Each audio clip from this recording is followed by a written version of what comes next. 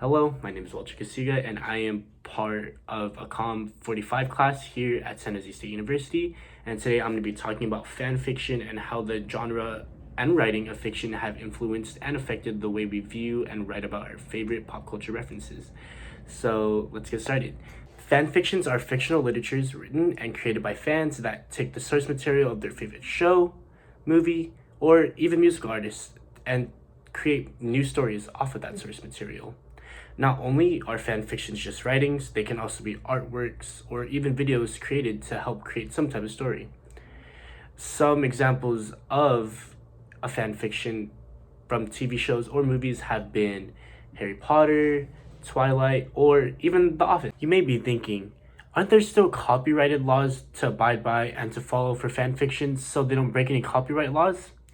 Well, the fans are creating their own storylines from the source material, which doesn't really count as stealing their ideas. With the rapid growth of social media and the internet, the ability to read and make fan fictions are growing with it. Now, sharing stories about your favorite pop culture references with people around the world have never been easier. Some of my memories of the creation of fan fictions date all the way back to middle school. There was an app called Wattpad that all my friends would read and make stories about their favorite band, One Direction. Every day, they would show me new and interesting stories about One Direction, and honestly, I couldn't even think of most of them. It always intrigued me on how creative the fans got for their stories, whether it be playful or honestly, some even got not safe for work. Something I learned while reading the text is that people that write fan fictions come from all ages.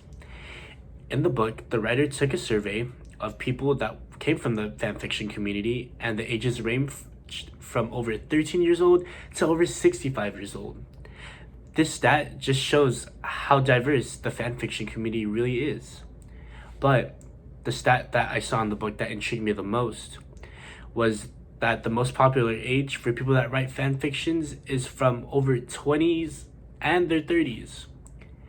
This really interests me because that age range of people is usually when you're in the workforce or you're coming right out of college. And I would never really expect adults to pick up fan fictions, but I believe that the knowledge that they have and the experience probably help them create more creative and realistic stories about their favorite shows, movies, or even music groups.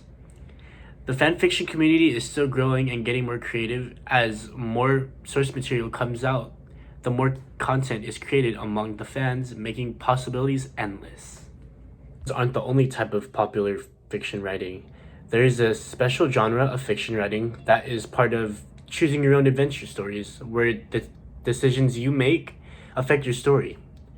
These types of fictional stories date back all the way to the 1970s, as it was incorporated in the game Dungeons and Dragons. In this game, you would choose the traits of your character, and throughout the game, you would roll the dice and you would choose the path you take from those. This game was really groundbreaking as the story was really up to the player, and it made your imagination soar as the possibilities were endless of what you could have done with the story. There are more modern versions of choose your own adventure games, such as a spin-off of The Walking Dead, where all the choices you make lead to different outcomes at the end of the game. This made me go back and play the game more and more so I can see the different types of outcomes and storylines that I hadn't seen before when I played the game. One way the game creators make the game more interesting is putting secret messages inside the game trailers or even game sequences.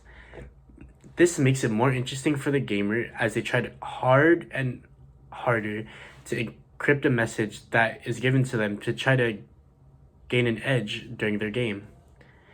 An example that I can think of from the book is when creator James Wiseman put an encrypted message in the trailer of the game AI that he was trying to help create, and the fans went into a frenzy.